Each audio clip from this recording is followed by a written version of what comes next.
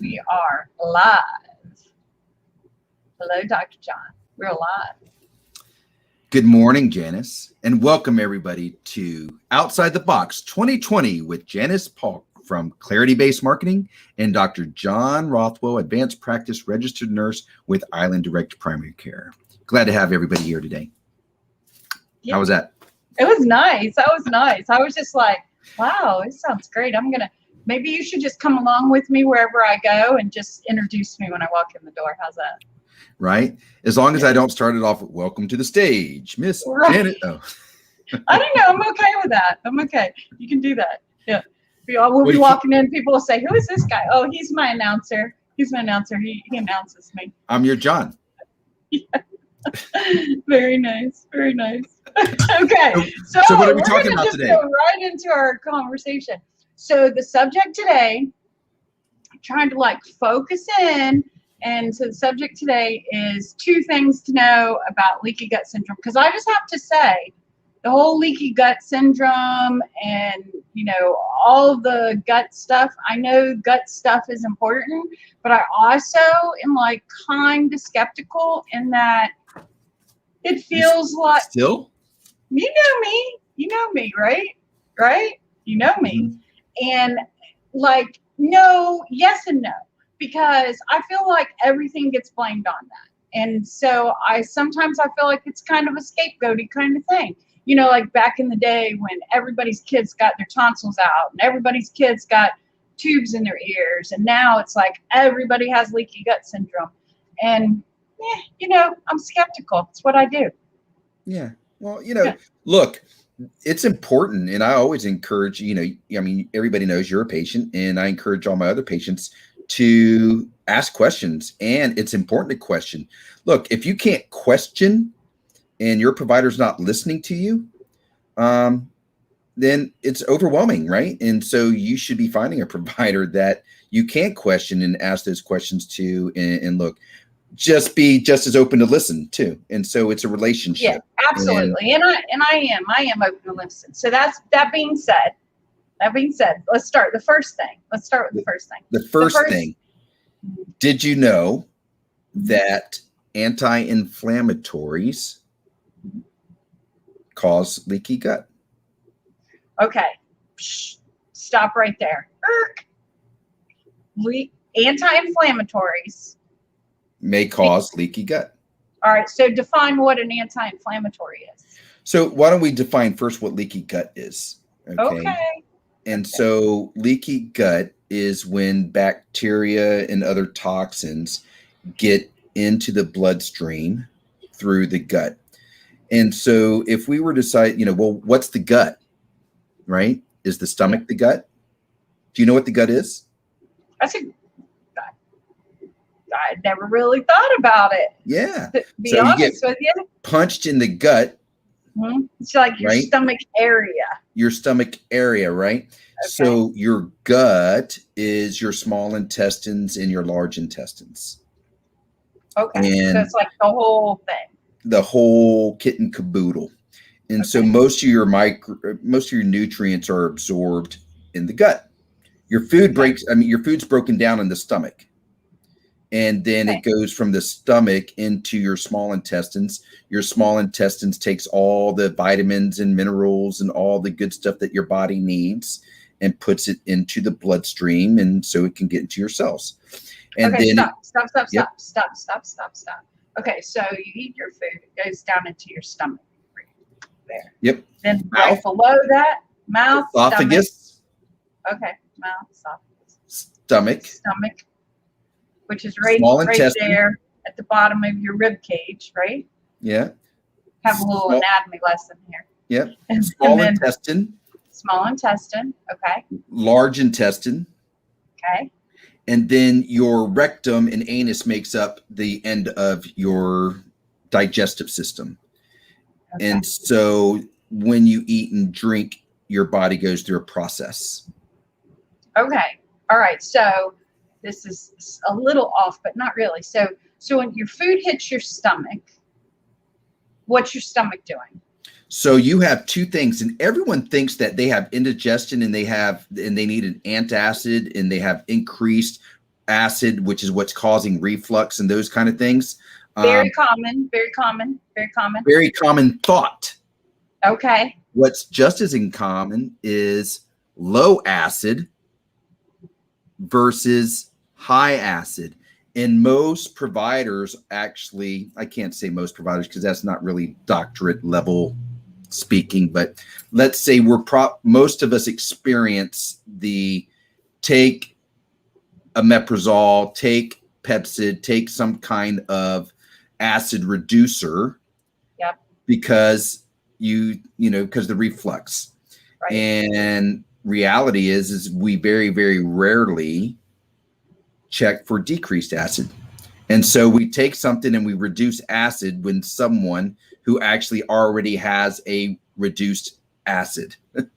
And right there is why all medicines say talk to your doctor before taking this medicine. It's one of the good reasons. Yeah. Yeah. And so your your stomach has a lid on the top and it has a lid in the bottom, so it can break things down with acid, if you will. And then from there, it goes into the small intestine. And so the small intestine is where leaky gut occurs. Okay. All right. And the reason why it occurs there is that's where all your nutrients are absorbed and gets into the bloodstream. And the way it's done that, there's a very thin, what we call a thin epithelial lining. So just think a thin layer of skin there. So things in the small intestine, and there's these little channels that go from the small intestine into the main body, into the bloodstream and stuff, so that we can transport the nutrients that we need. Okay. What happens is that if you have certain things like toxins, like metals, you have certain things like allergens, like in many cases, lactose or dairy. Okay. I know a little something about that. You know a little something about that. I do. Or, even allergens, toxins, and the medications. And so what happens is that these things cause the channels to be disrupted in the small intestines. And so then when they disrupt, they get little micro breaks in that lining that I was talking about. Okay. Of the small intestine. I'm following you. Yeah. And what is in our gut predominantly? What breaks down all that stuff? Bacteria. Woo! See, I'm a good student. I can be That's right. And so now that you have these small channels going from your small intestine into your bloodstream, or what else is going there? I don't know. I missed that class. The bacteria. Oh, okay. Yeah, because now you have these holes. Okay. Now you have these holes. Okay. Right. And so since you have these holes in there, bacteria, we have trillions of bacteria. Good ones and bad ones. Good ones and bad ones. That's right. And so guess what goes in the body when you have these little holes in the gut? Good ones and bad ones. Yeah. And they become off balance. Okay. So when a provider or someone suggests a probiotic, that is to create balance in the gut. Right. One of the things we often miss, though, is that the gut still needs to heal. We need to shut those channels down, those bad ones. Because when we don't, the gut becomes inflamed. Inflammation is a response to a foreign body. Well, if your bacteria is not supposed to be there, or the allergen's not supposed to be there because it's leaked out, the body has an inflammatory response to protect it. Okay.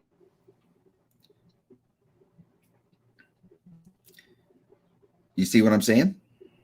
Yes. Okay. And so an anti-inflammatory would.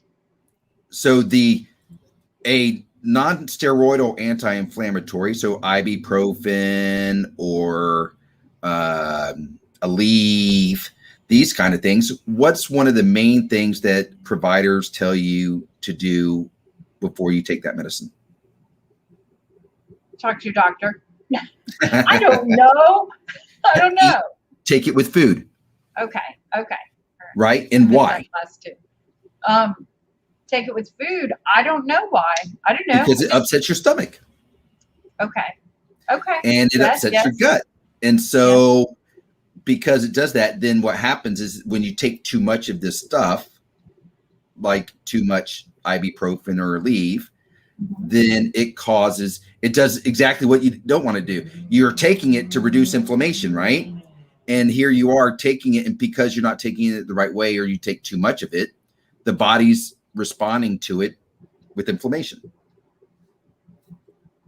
Okay, so if you're watching this, did you know that? I'm just curious if anybody weighs in to say, whether they knew these things or not, because I didn't. I really didn't think, I kind of have that like little know-it-all vibe about me, as we both know. Sometimes, but I do know that I don't even know what I don't know. So some of these things that you're saying, I never thought about. I know that there are a lot of medicines that they say take with food, and and I generally do, because if I don't, I regret it. I never really thought about the why, behind it, and what it could potentially be doing. And that's just a small example, but again, with like dairy, we're the only mammal that consumes dairy after being breastfed. Okay. And it takes generations for evolution to occur. And so there's a small population in Northern Europe that 95% of that population can tolerate dairy.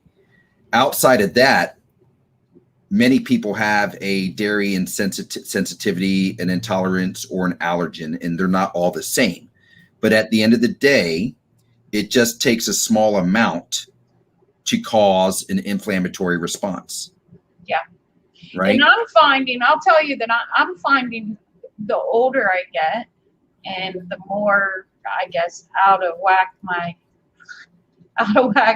gut is, the more things I'm sensitive to. Like, for example, I must sadly report that apparently my body has decided that delicious ribs are no longer my friend. So I love ribs so much, and I've had them a couple of times in the last couple of weeks, and it's like almost immediate response now, and it's very similar to what dairy does to me. So whatever's happened in my stomach. So can I ask you a question? Yeah, sure. Did you have plain ribs? Once I did, and once Now, when I say plain ribs, I mean nothing but salt and pepper on them. Oh, I mean, I don't know. The first ones were dry. They did not seem to have any kind of like a dry rub, but they probably did. Did they probably have sauce? There was no sauce on the first one. Okay, so they had to have some kind of flavor. Nobody cooks a rib without flavor. Right. That's right. It wasn't real heavy though. It was like I didn't really notice any. And so if it was a blend, yeah, it could have had MSG.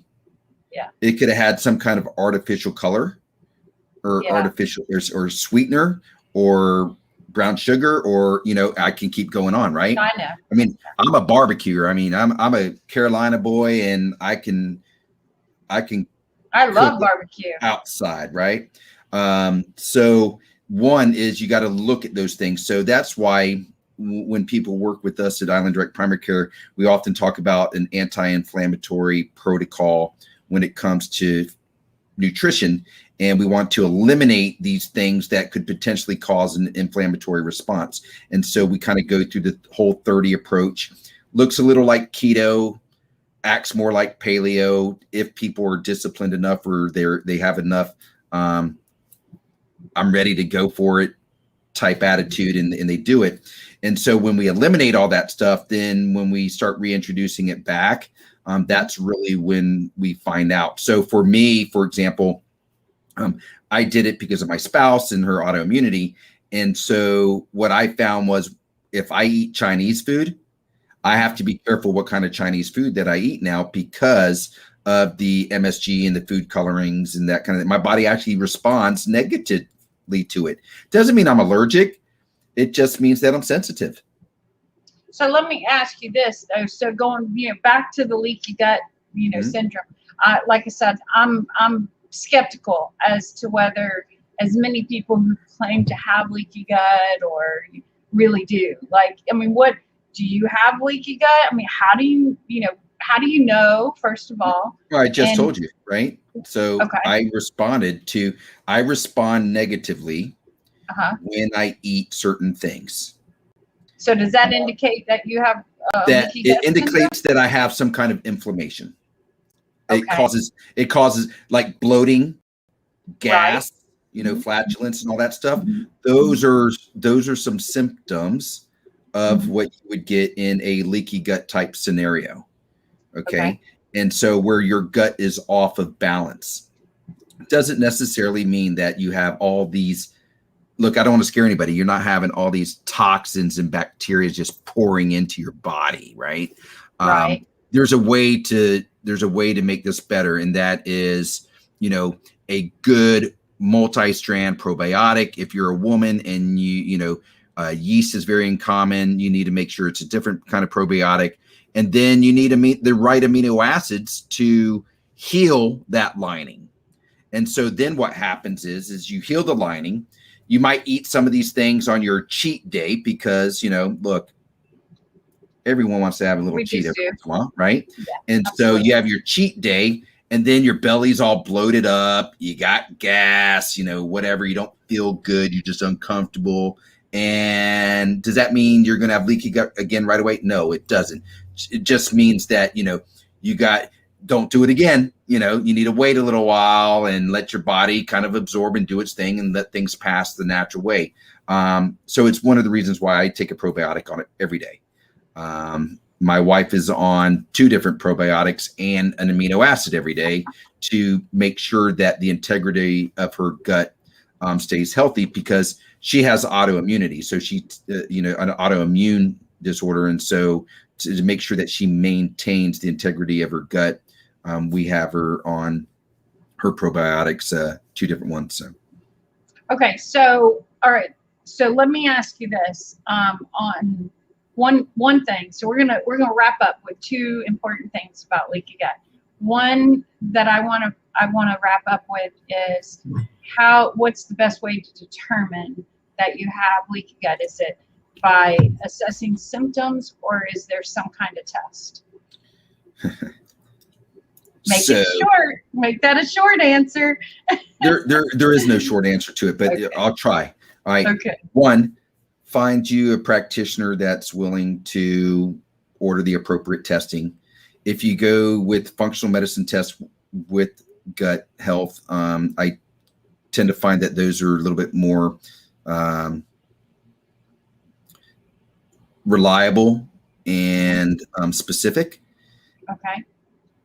But they're not very cost effective. Okay. So they're high cost. My initial way of doing these kind of things is I like to go through the elimination diet. I like to determine how long it takes your body to, what's the transition time when you eat. So, I like to use red beets for an example. Stop. That's the second one I was going to ask. Yeah. Stop. Don't go there yet. Yeah. I'm gonna have you explain that. I love that so much. So that's it. So elimination diet's one way to do it. You eliminate for 30 days, and then you introduce one thing every 72, the same thing for a couple times that in the same week to see if your body responds. If your body responds positive, then you can have it occasionally. If your body responds negative, then to pull back, or at least your consequences. And so I think that's the most cost-effective way to do it versus a $500 stool test. So.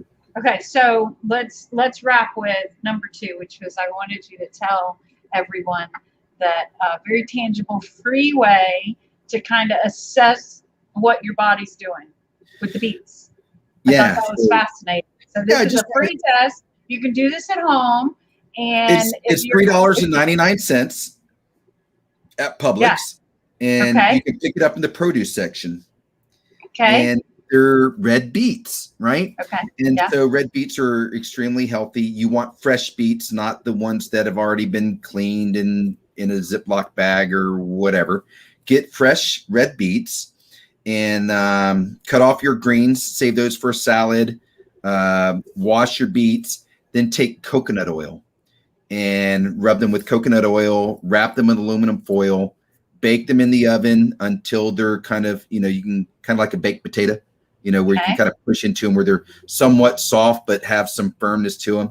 And take those out and slice them up and eat them, right? And you eat them with a salad or eat them as a side, whatever the case may be. And then watch your urine and your stool. And they will often have a red or pink hue to them. And so interesting enough, this happened to me and I didn't realize it one time and I got scared. And so I did the Dr. Google thing. And then as I'm going through and then I start doing some more reading and lo and behold, beets can do that and shouldn't surprise me because asparagus makes my urine smell. And so anyways, you watch to see how long it takes your urine and your stool to clear up from after eating beets. And that kind of gives you the transition time or the transfer time of food in and out of your body. And so you should have a bowel movement 2 to 3 times a day. That's normal. So having a bowel movement once a day, having a bowel movement once every other day and stuff like that, that is not normal. And so even though we like to say, well, what's your normal? Well, I normally go twice a week. Yeah, that's not normal. That means you're holding all the yucky stuff in. So what is the general time that, range that would be normal, so to speak, for processing through the beets? Well, I would say within 24 hours. Okay. 24 to 48 hours is what I find kind of routinely. I mean, everything, you don't know exactly how much is being absorbed and going out and stuff, but it kind of gives you an idea. I remember the first time I did it and I was new to my anti-inflammatory diet. It took me about 4 days. And now it's about a day and a half or so. Okay. And it just it's going to depend on how healthy your gut is. That's right. Well, that's very good. So it's a huge subject, like every subject we talk about. So we're going to clip it there. We got those 2 things. One way you can kind of test yourself and whether you need clinical testing or just symptom analysis in order to figure it out. So we'll talk about this subject again in the future. We could probably talk about acid reflux because I think like 4 out of 5 people have acid reflux, and it's kind of connected too. So it's all interconnected. I used to medicate for acid reflux years ago, and I stopped. I just stopped, and actually stopping the medication made me better. So it goes exactly with what I told our friend Nola. I go, I bet you Janice actually has less acid than she needs versus too much acid. Yeah, I don't have acid reflux issues much. Once in a blue moon I will, but I really do not. I used to. We generalize it, call it acid reflux, but in many cases it's a reduced acid versus a increased acid. So, and we can talk about that next time. That's right. We'll do that. Next week, I am on my way to Saranac Lake and Lake Placid. I'm going to play rugby, and I'm going to up there with my old breed military brothers, and so we play for Gold Star families. So we play in remembrance of our fallen brothers and sisters, people who pay the ultimate sacrifice for our country, and it's one of our philanthropy events, and so it's the largest rugby tournament in North America, and so we'll be up there for 4 days playing rugby and bonding and having our memorial service and that kind of thing. So we just lost one of our brothers on 4th of July. So it's going to be, it'll be an emotional time. It always is. And Dr. John, nurse practitioner, actually is getting inducted into the Rugby Hall of Fame, and so that's Very good. Congratulations. kind of So cool. I won't see you next week. Nope. So we'll be back the following week. We'll be back the following week. Very good. Well, we'll All schedule a talk for that. Enjoy your trip. And Awesome. Thanks as always. And if you're watching and you have questions, go ahead and post the questions. Dr. John's very good about coming back and answering. Awesome. Take care, everybody. Bye-bye. Have a good one.